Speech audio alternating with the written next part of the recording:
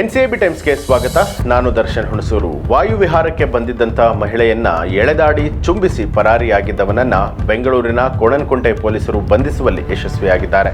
Cab ಚಾಲಕ 25 ವರ್ಷದ ಸುರೇಶ್ ಬಂಧಿತ ಆರೋಪಿ. ಆಗಸ್ಟ್ 2ರಂದು ಬೆಳಗಿನ ಜಾವ 5 ಗಂಟೆ ಸುಮಾರಿಗೆ ಕೋಣನಕುಂಟೆ ಬಳಿಯ ಕೃಷ್ಣನಗರದ ಪಾರ್ಕಲ್ಲಿ ವಾಕಿಂಗ್ಗೆ ಅಂತ ಹೇಳಿ ಬಂದಿದ್ದಂಥ ಮಹಿಳೆಯನ್ನ ಬಲವಂತವಾಗಿ ತಬ್ಬಿ ಹಿಡಿದು ಚುಂಬಿಸಿ ಎಸ್ಕೇಪ್ ಆಗಿದ್ದ. ಇದೀಗ ಘಟನೆ ನಡೆದು 3 ದಿನಗಳ ಬಳಿಕ ಪೊಲೀಸರು ಆರೋಪಿಯನ್ನ ಬಂಧಿಸಿದ್ದಾರೆ. ಇನ್ನು ಪ್ರಕರಣದಲ್ಲಿ ನಿರ್ಲಕ್ಷ್ಯ ಮಾಡಿದ ಆರೋಪದ ಅಡಿಯಲ್ಲಿ ಕೋಣನಕುಂಟೆ ಪೊಲೀಸ್ ಠಾಣೆಯ 3 ಪೊಲೀಸರನ್ನ ಅಮಾನತು ಮಾಡಲಾಗಿದೆ. ಆಗಸ್ಟ್ 2ರ ಬೆಳಗಿನ ಜಾವ 5 ಗಂಟೆ ಸುಮಾರಿಗೆ ಕೋಣನಕುಂಟೆ ಬಳಿಯ ಕೃಷ್ಣನಗರದಲ್ಲಿ ವಾಕಿಂಗ್ ಅಂತ ಹೇಳಿ ರಸ್ತೆ ಬದಿಯಲ್ಲಿ ನಿಂತಿದ್ದಂಥ ಮಹಿಳೆಯನ್ನ ಬಂಧಿತ ಆರೋಪಿ ಸುರೇಶ್ ಬಲವಂತವಾಗಿ ತಬ್ಬಿ ಹಿಡಿದು ಚುಂಬಿಸಿದ್ದ. ನಂತರ ಆಕೆ ತಪ್ಪಿಸಿಕೊಂಡು ಬಂದರೂ ಕೂಡ ಹಿಂದೆ ಬಂದು ಮತ್ತೆ ಹಿಂಸೆಯನ್ನ ನೀಡಿದ್ದ. ಈ ಘಟನೆಯಿಂದ ಭಯಗೊಂಡು ಮುಜುಗರಕ್ಕೆ ಒಳಗಾದಂಥ ಮಹಿಳೆ ವಾಕಿಂಗ್ಗೆ ತೆರಳದೆ ಮನೆಗೆ ತೆರಳಿದ್ರು. ಅಲ್ಲದೆ ಪೊಲೀಸರಿಗೆ ದೂರು ನೀಡೋದಕ್ಕೂ ಕೂಡ ಹಿಂಜರಿದಿದ್ರು.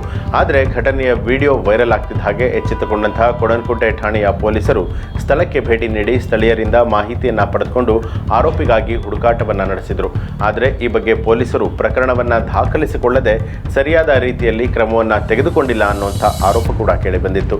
ಈ ಹಿನ್ನೆಲೆಯಲ್ಲಿ ಈ ಪ್ರಕರಣದಲ್ಲಿ ಸರಿಯಾಗಿ ಕ್ರಮವನ್ನು ತೆಗೆದುಕೊಂಡಿಲ್ಲ ಅನ್ನುವಂಥ ನಿರ್ಲಕ್ಷ್ಯದ ಆರೋಪದ ಅಡಿಯಲ್ಲಿ ಪ್ರಕರಣದ ಸಂಬಂಧ ಕೋಣನಕುಂಟೆ ಠಾಣೆಯ 3 ಪೊಲೀಸರನ್ನ ಸಸ್ಪೆಂಡ್ ಮಾಡಲಾಗಿದೆ.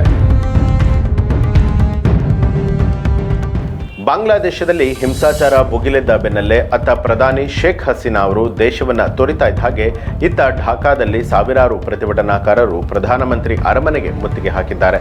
ಹಸೀನಾ ಅವರ ಅಧಿಕೃತ ನಿವಾಸ ಗಣಭದನ್ ಒಳ ಹೊಕ್ಕಿರುವಂಥ ಪ್ರತಿಭಟನಾಕಾರರು ಸಿಕ್ಕ ವಸ್ತುಗಳನ್ನೆಲ್ಲ ದೋಚಿರುವಂಥದ್ದು, ರೆಫ್ರಿಜಿರೇಟರ್ನಲ್ಲಿ ಇಡಲಾಗಿದ್ದಂಥ ಮೀನು, ಕೋಳಿ, ತರಕಾರಿಗಳನ್ನು ತಿನ್ನುತ್ತಾ ಇರುವಂಥದ್ದು, ಅಲ್ಲಿದ್ದ ಪೀಠೋಪಕರಣಗಳ ಮೇಲೆ ಹತ್ತಿ ಕುಣಿದಾಡ್ತಾ ಇರುವಂಥದ್ದು, ಬೆಡ್ರೂಮ್ನಲ್ಲಿದ್ದಂಥ ಮಂಚದ ಮೇಲೆ ಮಲಗಿ ಫೋಟೋಗಳನ್ನು ಕ್ಲಿಕ್ಕಿಸಿಕೊಂಡಿರುವಂತಹ ದೃಶ್ಯಗಳು, ಕೆಲವರಂತೂ ತಮಗೆ ಸಿಕ್ಕ ವಸ್ತುಗಳನ್ನೆಲ್ಲ ಬಾಚಿಕೊಂಡು ಹೊತ್ತೊಯ್ತಾ ಇರುವಂತಹ ದೃಶ್ಯಗಳು ಸಾಮಾಜಿಕ ಜಾಲತಾಣದಲ್ಲಿ ಭಾರಿ ವೈರಲ್ ಆಗಿದೆ.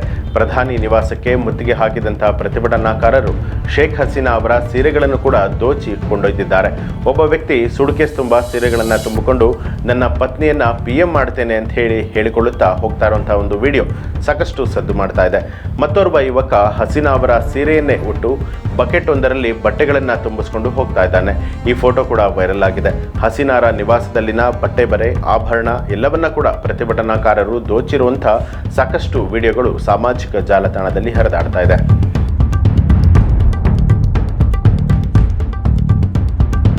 ಸಿಸಿಬಿಯ ಆರ್ಥಿಕ ಅಪರಾಧ ಪತ್ತೆದಳ ವಿಭಾಗದಲ್ಲಿ ಪೊಲೀಸ್ ಇನ್ಸ್ಪೆಕ್ಟರ್ ಆಗಿದ್ದಂತಹ ತಿಮ್ಮೇಗೌಡ ಅವರು ರಾಮನಗರ ಜಿಲ್ಲೆಯ ಬಿಡದಿಯ ನಿರ್ಜನ ಪ್ರದೇಶದಲ್ಲಿ ಆತ್ಮಹತ್ಯೆ ಮಾಡಿಕೊಂಡಿದ್ದಾರೆ. ನೇಣು ಬಿಗಿದ ಸ್ಥಿತಿಯಲ್ಲಿ ಅವರ ಶವ ದೊರೆತಿದೆ. ತಿಮ್ಮೇಗೌಡ ಅವರು 1 ತಿಂಗಳ ಹಿಂದಷ್ಟೇ ಸಿಸಿಬಿಗೆ ವರ್ಗಾವಣೆಗೊಂಡಿದ್ದರು. ರಾಮನಗರ SP ಸ್ಥಳಕ್ಕೆ ಭೇಟಿ ನೀಡಿ ಪರಿಶೀಲನೆ ನಡೆಸಿದ್ದಾರೆ. ಸ್ಥಳಕ್ಕೆ ತಿಮ್ಮೇಗೌಡ ಅವರ ಕುಟುಂಬಸ್ಥರು ಕೂಡ ಬಂದಿದ್ದರು. ಸ್ಥಳದಲ್ಲಿ ಸದ್ಯ ಯಾವುದೇ ರೀತಿಯಾದಂಥ ಮರಣಪತ್ರ ದೊರೆತಿಲ್ಲ. ಲೋಕಾಯುಕ್ತದಲ್ಲಿ ತಿಮ್ಮೇಗೌಡ ಅವರ ವಿರುದ್ಧ ಇತ್ತೀಚೆಗೆ ಪ್ರಕರಣವೊಂದು ಕೂಡ ದಾಖಲಾಗಿತ್ತು. ಅಲ್ಲದೆ ಅತ್ತಿಬೆಲೆಯಲ್ಲಿ ಕೆಲಸ ಮಾಡ್ತಾ ಇದ್ದಂತಹ ತಿಮ್ಮೇಗೌಡ ಅವರು ಅಮಾನತುಗೊಂಡಿದ್ರು. ಇದರಿಂದ ಮನನೊಂದು ಆತ್ಮಹತ್ಯೆನ ಮಾಡಿಕೊಂಡಿದ್ದಾರೆ ಅಂತ ಹೇಳಲಾಗಿದೆ. ಈ ಬಗ್ಗೆ ತನಿಖೆ ಕೂಡ ನಡೆಸಲಾಗ್ತಾ ಇದೆ. ಬಳಿಕ ನಿಖರ ಕಾರಣ ತಿಳಿಯಲಿದೆ ಅಂತ ಹೇಳಿ ಪೊಲೀಸ್ ಮೂಲಗಳು ತಿಳಿಸಿದೆ.